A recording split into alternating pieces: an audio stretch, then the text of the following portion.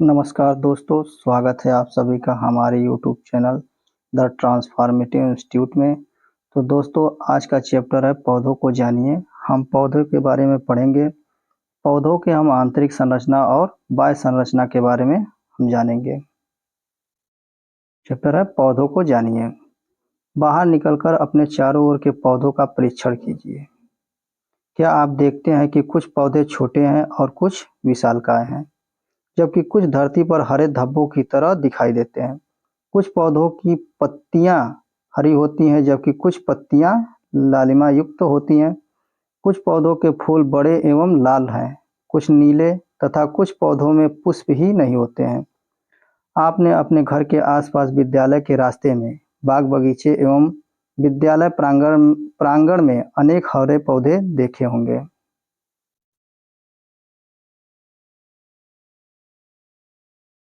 आइए हम पौधों के विभिन्न भागों के विषय में जानें। इससे हमें विभिन्न प्रकार के पौधों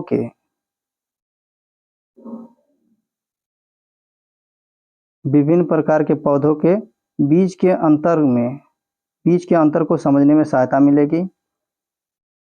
क्या आप चित्र 4.1 में पौधों के तने, शाखाओं, जड़, पत्तियां इत्यादि को नामांकित कर सकते हैं?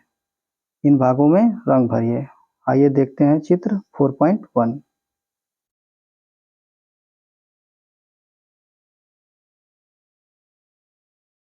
पौधों के भाग। क्या है? पौधों के भाग। ये पुष्प है, फल, तना, पत्ती, कलिका। ये हो गया नोड। दो नोडों के बीच के भाग को क्या कहते हैं? इंटरनोड। जो पौधे से डायरेक्ट जमीन के अंदर जो जड़ आता है उसे प्राथमिक मूल कहते हैं, और उससे जो शाखा निकलती है उसे द्वितीयक मूल कहते हैं। ठीक।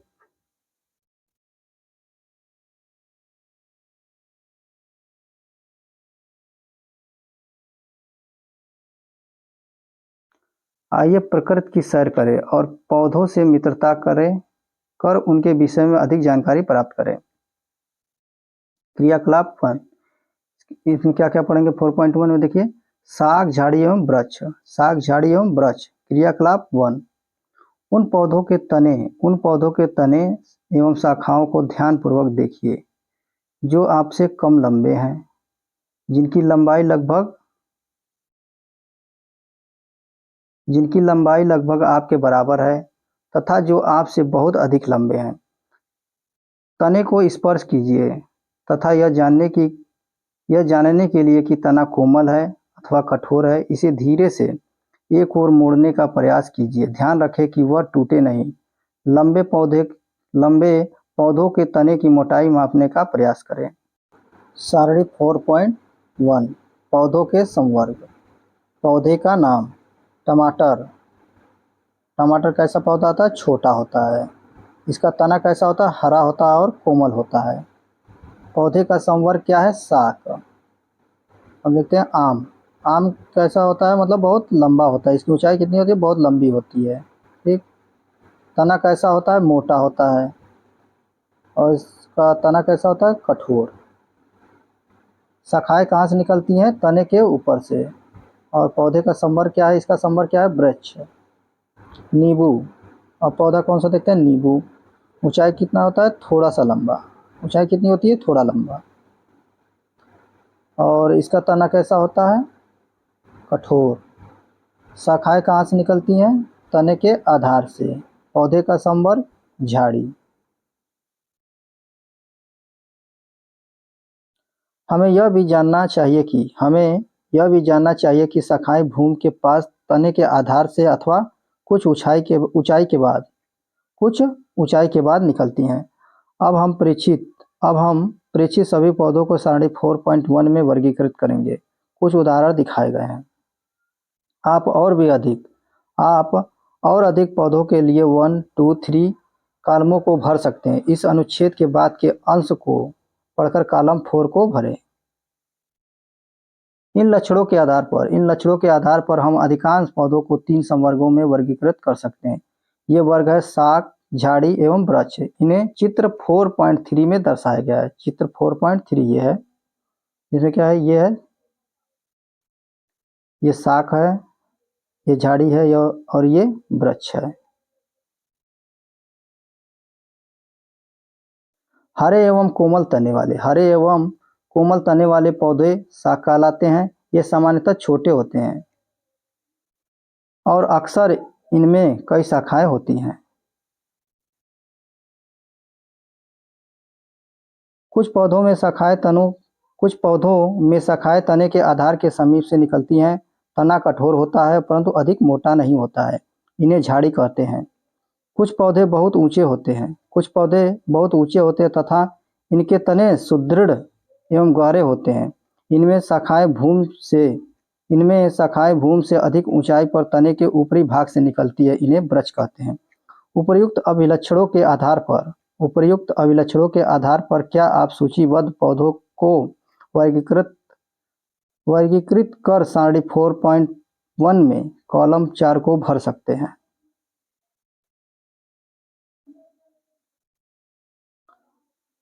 कमजोर तने वाले पौधे सीधे खड़े नहीं हो सकते और ये भूमि पर फैल जाते हैं। इन्हें विसर्पी लता कहते हैं। चित्र 4.4 में दिखाया गया है विसर्पी लता वाला पौधा। ये देखिए,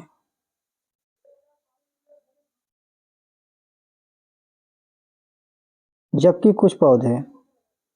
कुछ पौधे अपनी लता के सहायता से ऊपर चढ़ जाते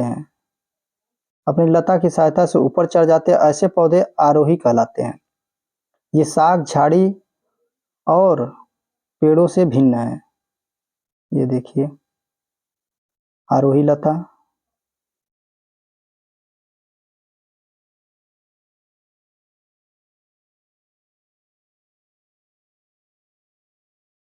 संभवतः आप अपने विद्यालय अथवा घर पर कुछ पौधों की देखभाल करते होंगे।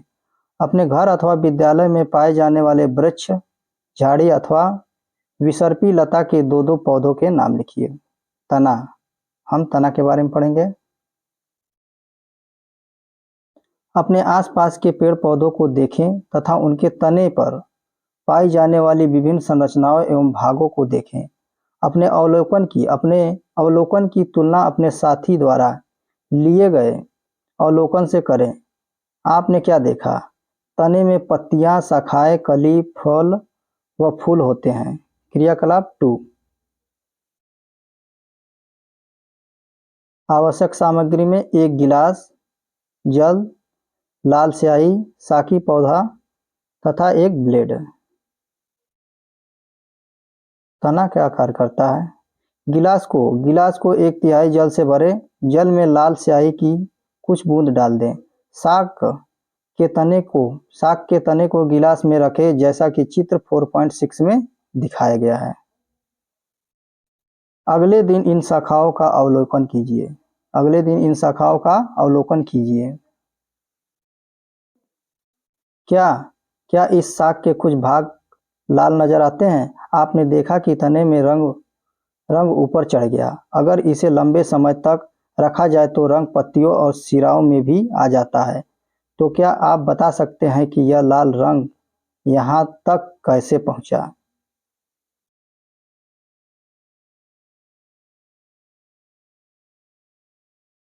इस क्रियाकलाप में हमने देखा कि जल तने में ऊपर की ओर चढ़ता है, अर्थात तना जल का संवहन करता है। तना क्या करता है? जल का संवहन करता है। लाल स्याही की भांति जल में विलीन खनिज जल के साथ तने में ऊपर पहुंच जाते हैं। पत्ती, अपने आसपास के पौधों की पत्तियों को देखकर अपनी नोटबुक में उनके चित्र बनाइए। क्या इन सभी की आकृति, आकार एवं रंग एक जैसे हैं? यह तने से किस प्रकार जुड़ी है? पत्ती का वह भाग जिसके द्वारा वह तने से जुड़ी होती है पर्णवृंत कहलाता है। पत्ती के चपटे हरे भाग को फलक कहते हैं। क्या आप अपने आसपास के पौधों की पत्तियों में इन भागों की पहचान कर सकते हैं? क्या सभी पत्तियों में पर्णवृंत होता है? ये पत्ती, ये हो गया पटल, ये हो गया तना, पर्णवृंत।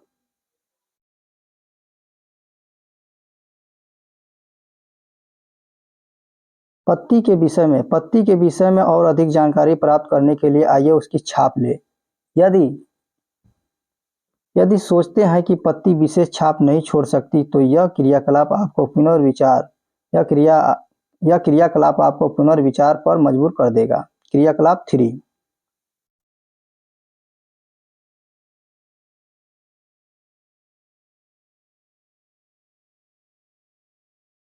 क्रियाकलाप 3 में हम देखते हैं एक पत्ती को एक सफेद कागज अथवा अपनी कॉपी के पन्ने के नीचे रखिए।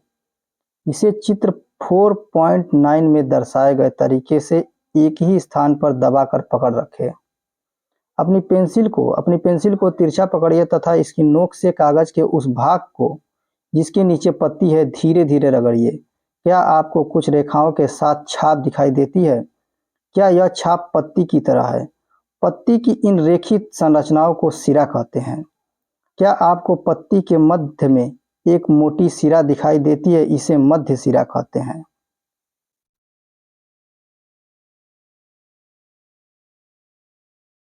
पत्तियों पर सिराओं द्वारा बनाए गए डिजाइन को सिरा विन्यास कहते हैं। क्या कहते हैं? सिरा विन्यास कहते हैं।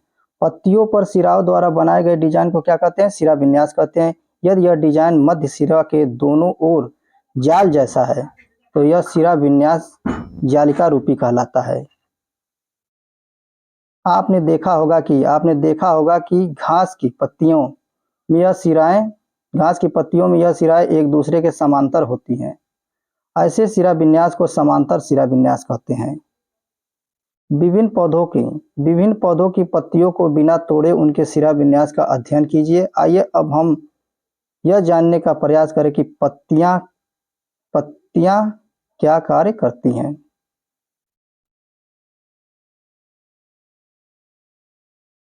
क्रियाकलाप 4। आवश्यक सामग्री में क्या होगा? शाक होगा यानी एक पौधा होगा, पॉलीथीन के 2 पारदर्शी थैले तथा कुछ धागा।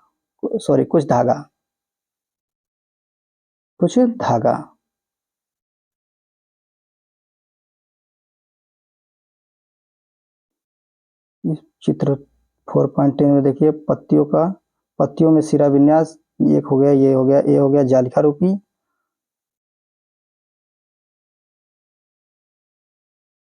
और ये हो गया समांतर।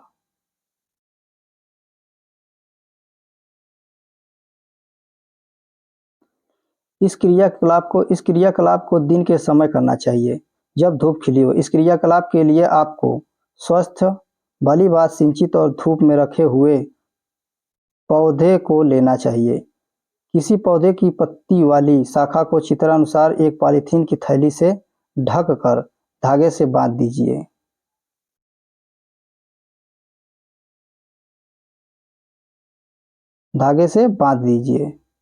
दूसरे पॉलीथीन की खाली थैली पर भी धागा बांधकर धूप में रख दीजिए।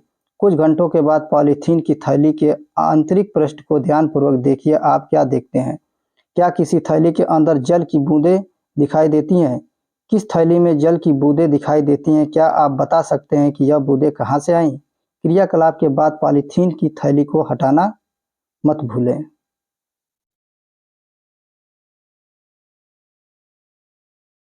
ये देखिए, ये पारदर्शी कवर है पॉलीथीन का। पत्तियां क्या कार्य करती है उसके बारे में दिखाया गया है।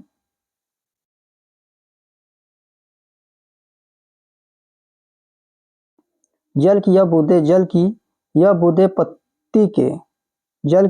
पत्ती से जलवाष्प के रूप में निकलती हैं। इस क्रिया को वाष्पोत्सर्जन कहते हैं। इस प्रक्रम के द्वारा पौधे बड़ी मात्रा में जल को वायुमंडल में छोड़ते हैं। हमने पत्तियों के ऊपर थैली को क्यों बांधा? क्या पौधों के वाष्पोत्सर्जन से निकली जल वाष्प को हम अन्यथा देख पाते? अध्याय 3 के उन क्रियाकलापों के विषय में स्मरण कीजिए जिसमें जल विभिन्न अवस्थाओं में बदल जाता है। क्या आप इसके नाम बता सकते हैं? उस प्रक्रम का नाम बताइए जिसके कारण जल बूंदों के रूप में पुनः पॉलीथीन की थैली में दिखाई देने लगता है। पत्तियों का और भी कार्य है, आइए इसका अध्ययन करें। क्रियाकलाप 5। क्रियाकलाप 5 को देखते हैं। आवश्यक सामग्री में क्या क्या होगा? पत्ती, स्प्रिट, बीकर, परखनली, बर्नर, जल, प्लेट एवं आयोडीन विलयन। परखनली में एक पत्ती रखिए। परखनली में एक पत्ती रखिए तथा उसमें पर्याप्त मात्रा में स्प्रिट डालें जिससे पत्ती उसमें पूर्णतः डूबी रहे। अब इस परखनली को जल से आधे भरे बीकर में रखिए। बीकर को उस समय तक गर्म करते रहें जब तक पत्ती से हरा रंग पूर्णतः बाहर नहीं निकल जाता। अब पत्ती को परखनली से सावधानी पूर्वक बाहर निकालकर जल से भली भांति धोएं। इसे प्लेट में रखकर आयोडीन विलयन का कुछ बूंदे डालिए। चित्र 4.12 में देखते हैं। चलिए उसको बाद में देखेंगे। आप क्या देखते हैं? अपने प्रेक्षण की तुलना अध्याय 1 में खाद्य पदार्थों में विभिन्न पोषकों की उपस्थिति का परीक्षण के समय किए गए परीक्षण से कीजिए। क्या इसका अर्थ है कि पत्ती में मंड है? हमने अध्याय 1 में देखा था कि कच्चे आलू में भी मंड उपस्थित होता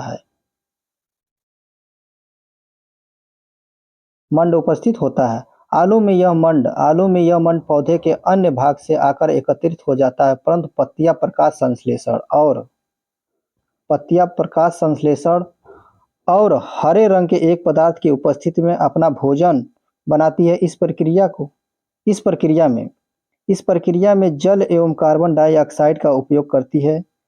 इस प्रक्रम को प्रकाश संश्लेषण कहते हैं।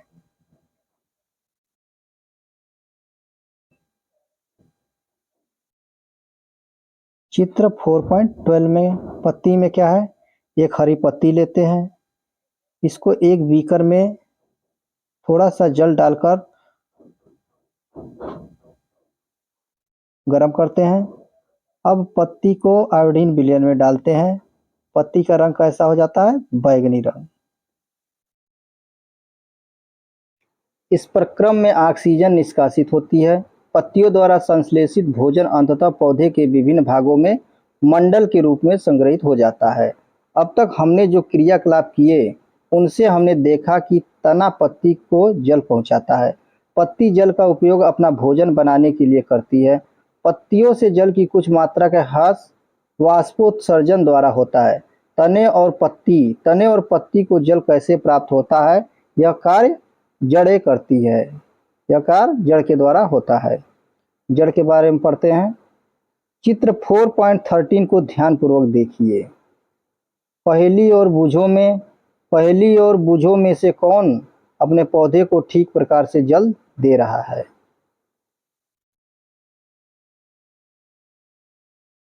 ये देखिए पहेली और ये है बुझो, पौधे को जल दे रहे हैं।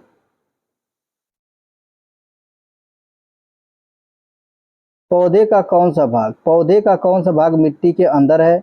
आइए निम्न क्रियाकलापों के द्वारा पौधे के इस भाग के बारे में और अधिक जानकारी प्राप्त करते हैं। क्रियाकलाप 6।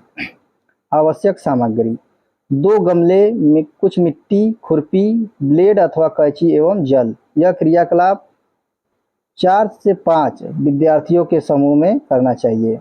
बगीचे से किसी खरपतवार के एक जैसे 2 पौधे सावधानी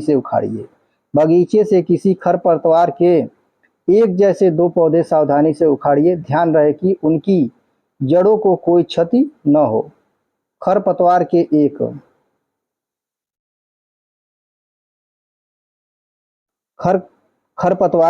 एक पौधे को एक गमले में मिट्टी डालकर लगा दीजिए। दूसरे पौधे की जड़ों को काट दीजिए। अब इसे दूसरे गमले में लगा दीजिए। इनमें नियमित रूप से जल दीजिए। एक सप्ताह पश्चात इनका परीक्षण कीजिए। क्या दोनों पौधे स्वस्थ हैं? दोनों पौधों में नियमित रूप से जल दिया गया, परंतु एक की जड़ नहीं थी। क्या आप इस क्रियाकलाप से जड़ के एक महत्वपूर्ण कार्य के विषय में जान पाते हैं? जड़ का एक अन्य कार्य जानने के लिए आइए एक और क्रियाकलाप करें। क्रियाकलाप 7। आवश्यक सामग्री: मक्का और चने के बीज, रुई, कटोरी तथा जल। 2 कटोरियां लीजिए। 2 कटोरियाँ लीजिए, इनमें भीगी हुई रुई रखिए। एक कटोरी में चने के 3-4 बीज और दूसरी में मक्का के दाने रखिए। जल डालकर रुई को हमेशा नम रखिए जब तक कि बीज अंकुरित होकर नवोद्भित नहीं बन जाए। 1 सप्ताह बाद उन्हें खींचकर रुई से बाहर निकालने का प्रयास कीजिए। चित्र 4.15 में क्या नवोद्भित सरलता से रुई से बाहर खींच जाता है? क्यों?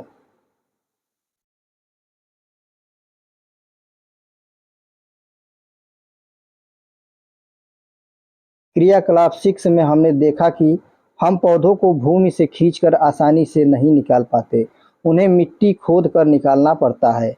जड़ें पौधे को मिट्टी में मजबूती से जमाए यानी जकड़े। ये देखिए चित्र 4.15 रुई पर नवोद्भित। ये चने का है और ये भी चना ही है।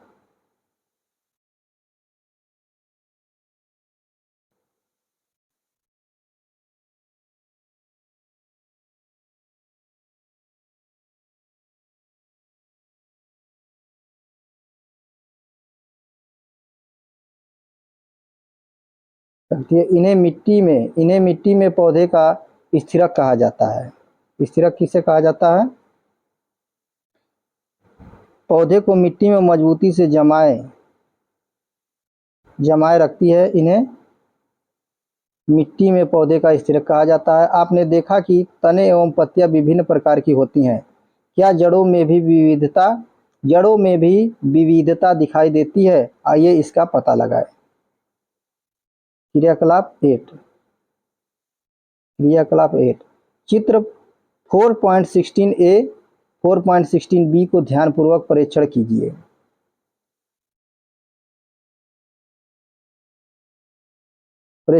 अब चने के पौधे की जड़ों को देखिए। क्या यह चित्र 4.16 ए के समान दिखती है अथवा चित्र 4.16 बी की तरह दिखती है? मक्का के पौधे की जड़ें कैसी हैं? जड़ों की आकृतियों के चित्र के साथ मिलान कर खाली स्थान में मक्का अथवा चना लिखिए। चने एवं मक्का की जड़ों में क्या समानता है? वे किस रूप में एक दूसरे से भिन्न हैं? ऐसा प्रतीत होता है कि जड़ें 2 प्रकार की होती हैं। क्या जड़ों में कुछ और भी प्रकार है? आइए इसका पता लगाएं।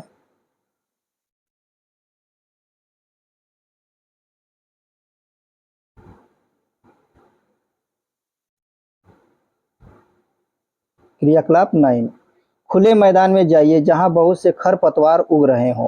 कुछ खरपतवार पौधों की मिट्टी खोदकर निकालिए और जड़ों से मिट्टी धोकर अलग कर उनका निरीक्षण कीजिए।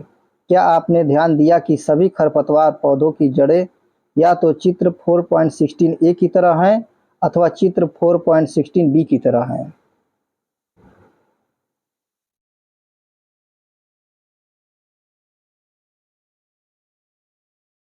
जिन पौधों की जड़ें चित्र 4.17 ए की तरह है, उनकी मुख्य जड़ को मूसला जड़ कहते हैं। उनकी मुख्य जड़ को क्या कहते हैं? मूसला जड़ कहते हैं। देखिए यह है मूसला जड़।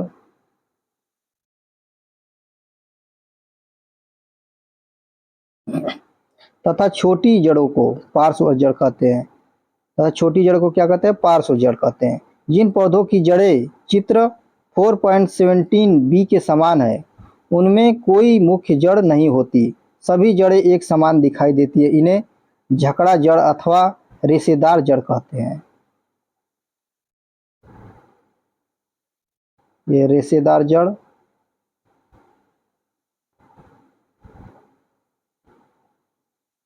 एकत्र किए गए खरपतवार पौधों को उनकी जड़ के आधार पर 2 समूहों में छांटिए। मूसला जड़ वाले पौधों को समूह ए में तथा रेशेदार जड़ वाले पौधों को समूह बी में रखिए। समूह ए के पौधों की पत्तियों को देखिए, इनका सिरा विन्यास किस प्रकार का है? समूह बी के पौधों की पत्तियों का सिरा विन्यास किस प्रकार है?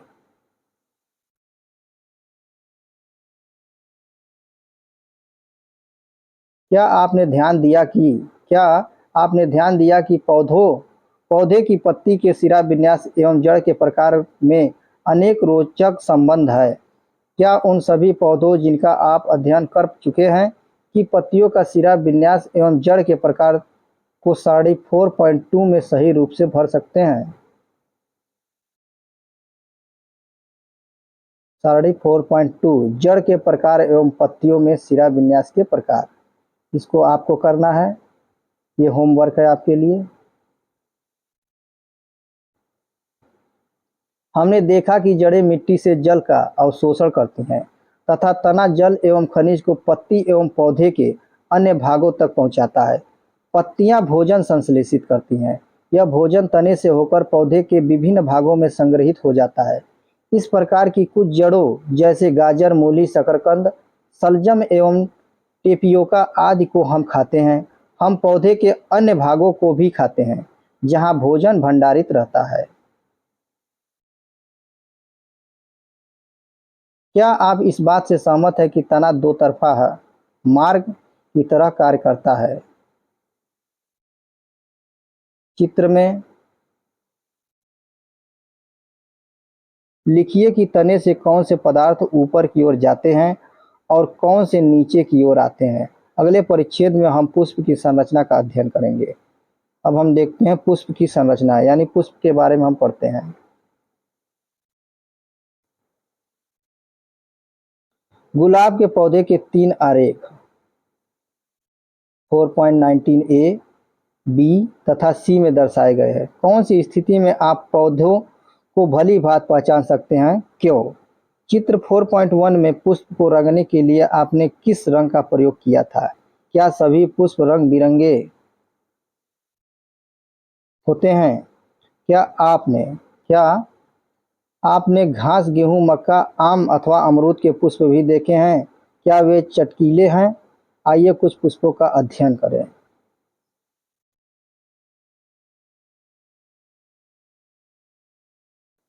चित्र 4.19 देख लेते हैं। गुलाब ए, पत्ती विहीन शाखा। ए में पत्ती विहीन शाखा। बी, पत्ती सहित शाखा। पत्ती एवं पुष्प सहित शाखा। सी में पत्ती एवं पुष्प सहित शाखा।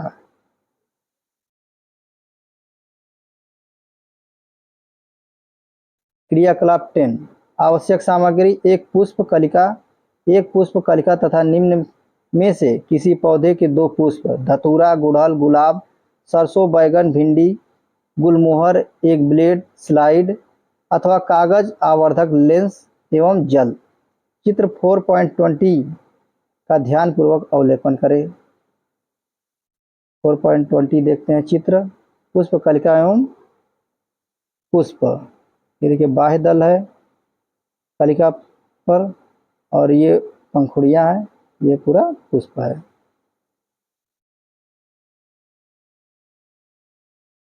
खिले हुए पुष्प का प्रमुख भाग कौन सा है? यह पुष्प की पंखुड़ियां हैं। विभिन्न पुष्पों की पंखुड़ियां अलग अलग रंगों की होती हैं। आपके विचार में कलिका में यह पंखुड़ियां कहाँ बंद थी? कली का प्रमुख भाग कौन सा है? क्या आपने ध्यान दिया कि यह भाग छोटी पत्ती की भांति दिखाई देता है? इन्हें बाह्य दल कहते हैं। पुष्प के बाह्य दल एवं पंखुड़ियों का भली भांति अवलोकन कीजिए तथा निम्न प्रश्नों के उत्तर दीजिए। इसमें कितने बाह्य दल हैं? क्या ये आपस में जुड़े हैं अथवा स्वतंत्र हैं? बाह्य दल एवं पंखुड़ियां किन रंगों की हैं? आपके फूल में पंखुड़ियों की संख्या कितनी है? क्या वे एक दूसरे से जुड़ी हैं अथवा स्वतंत्र है? क्या जुड़े हुए बाह्य दल वाले पुष्प की पंखुड़ियां अलग अलग हैं या संयुक्त है? अपनी कक्षा के सभी विद्यार्थियों द्वारा विभिन्न पुष्पों के अध्ययन संबंधी प्रेक्षण सारणी 4.3 में लिखिए।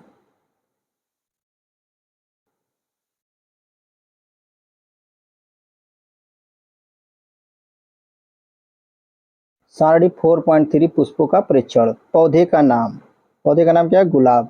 बाह्य दलों की संख्या एवं रंग, अनेक रंग। पंखुड़ियों पंखुड़ियों के रंग एवं उनकी संख्या 5। बाह्य दल जुड़े अथवा स्वतंत्र होते हैं, क्या होगा इसमें? पंखुड़ियां जुड़ी हैं अथवा स्वतंत्र है, पृथक। पुंकेसर स्वतंत्र अथवा पंखुड़ी से जुड़े हुए हैं, स्वतंत्र। स्त्री केसर उपस्थित या अनुपस्थित, तो उपस्थित होती है।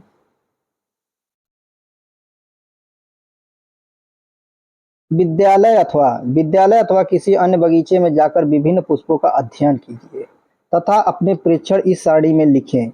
इस सारणी के अंतिम 2 कॉलम भरें। आप पुष्प के आंतरिक भाग को स्पष्ट रूप से कब देख सकेंगे? जब पंखुड़ी जुड़ी हो अथवा जब वे स्वतंत्र हो। उदाहरण के लिए धतूरे एवं अन्य घंटाकार पुष्प। धतूरे एवं अन्य घंटाकार पुष्प की पंखुड़ियों को लंबाई में काटकर आप पुष्प के आंतरिक अंगों को स्पष्ट रूप से देख सकते हैं।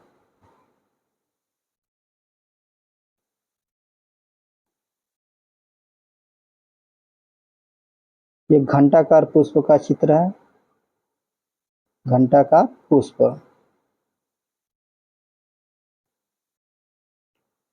पुष्प के आंतरिक भागों को स्पष्ट रूप से देखने के लिए बाह्य दल एवं पंखुड़ियों को हटा दीजिए। चित्र 4.22 को ध्यान से देखिए तथा अपने पुष्प में पुंकेसर एवं स्त्री केसर को पहचानिए। चित्र 4.23 को ध्यानपूर्वक देखिए। इसमें विभिन्न पुष्पों में पाए जाने वाले विविध प्रकार के पुंकेसर दिखाए गए हैं। क्या आप पुंकेसर के दोनों भागों को पहचान सकते हैं? अपने पुष्प में पुंकेसर की संख्या ज्ञात कीजिए। एक पुंकेसर का चित्र बनाकर उसे नामांकित कीजिए।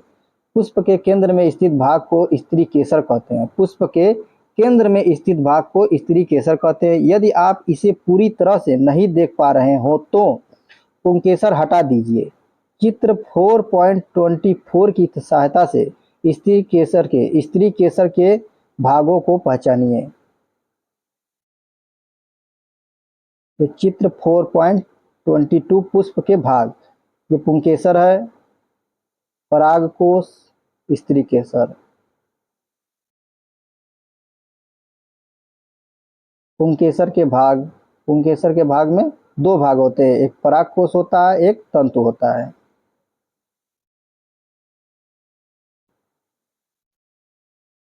स्त्री केसर के भाग में 3 भाग होते हैं, अंडाशय हो गया, वर्तिका हो गया, वर्तिकाग्र हो गया।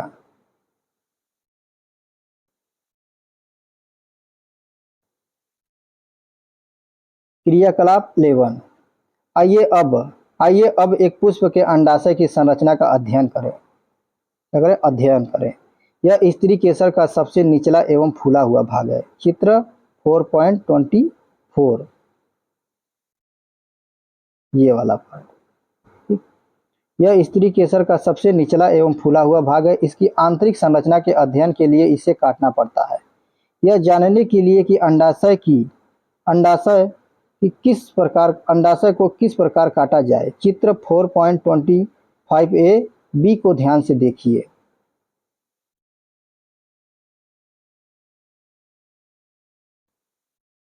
अंडाशय को एक स्लाइड अथवा प्लेट पर चित्र 4.25 के अनुसार रखकर उसे 2 प्रकार से काट सकते हैं। ये देखिए, ये अंडाशय का ये अनुदैर्घ्य काट है और ये अनुप्रस्थ काट, यानी 2 प्रकार से इसको काट सकते हैं।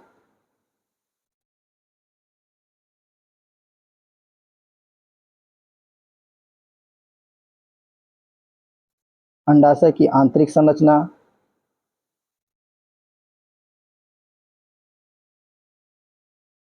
अंडाशय की आंतरिक संरचना, लंबाई में काट, ये लंबाई में काट है और ये अनुप्रस्थ काट है।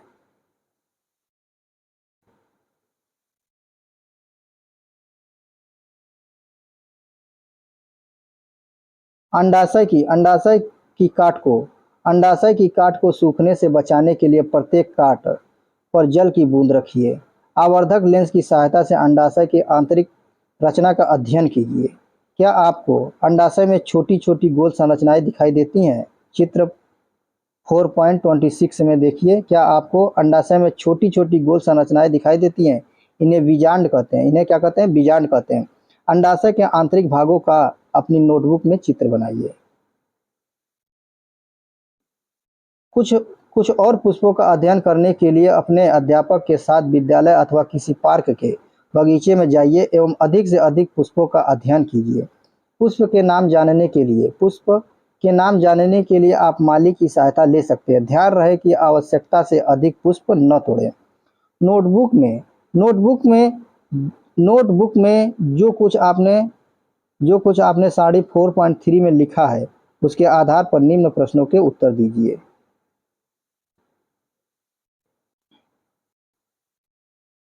क्या सभी फूलों में बाह्यदल, पंखुड़ी, पुंकेसर एवं स्त्री केसर पाए जाते हैं? क्या पुष्प पुष्प ऐसे भी हैं जिनमें उपर्युक्त पुष्पांगों में से कोई भाग नहीं पाया जाता? क्या किसी फूल में इनसे अलग भाग में मिलते हैं? क्या आपने ऐसे पुष्प भी देखे हैं जिनमें बाह्यदल और पंखुड़ी समान दिखते हैं? क्या कोई पुष्प ऐसा भी है जिसमें बाह्य दलों की संख्या एवं पंखुड़ियों की संख्या असमान होती है? क्या होती है? असमान होती है। क्या अब आप इस बात से सहमत हैं कि सभी पुष्पों की संरचना सदैव एक जैसी नहीं होती है? विभिन्न पुष्पों में बाह्य दल, पंखुड़ी, पुंकेसर एवं स्त्री केसर की संख्या में अंतर हो सकता है। कुछ पुष्पों में इनमें से कुछ भाग अनुपस्थित भी हो सकते हैं। आपने पत्ती, तना एवं जड़ के लक्षण एवं कुछ कार्यों के विषय में पढ़ा। हमने विभिन्न पुष्पों की संरचना का भी अध्ययन किया। आप पुष्पों के कार्यों के विषय में अगली कक्षाओं में पढ़ेंगे। हम फलों के विषय में भी अगली कक्षाओं में पढ़ेंगे। प्रमुख शब्द में आरोही, संवहन, विसर्पी लता, रेशेदार जड़, शाख, पार्श्व जड़, मध्य सिरा, सिरा विन्यास, बीजांड, समांतर सिरा विन्यास। पर्णवृंत, प्रकाश संश्लेषण, स्त्री केसर, जलिका रूपी सिरा विन्यास, बाह्यदल, झाड़ी, पुंकेसर, मूसलाजड़, वाष्पोत्सर्जन, वृक्ष। पंखुड़ियाँ एवं सिरा। सारांश पढ़ लेते हैं। सारांश में क्या है? सामान्यतः पौधों का वर्गीकरण उनकी ऊंचाई, तने एवं शाखाओं के आधार पर शाख, झाड़ी एवं वृक्ष में किया जाता है।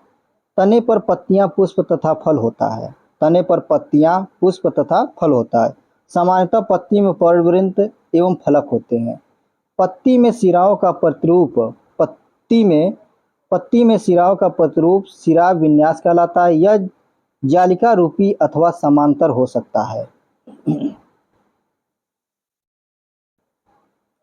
पत्तियां वाष्पोत्सर्जन क्रिया द्वारा जल वाष्प को वायु में निष्कासित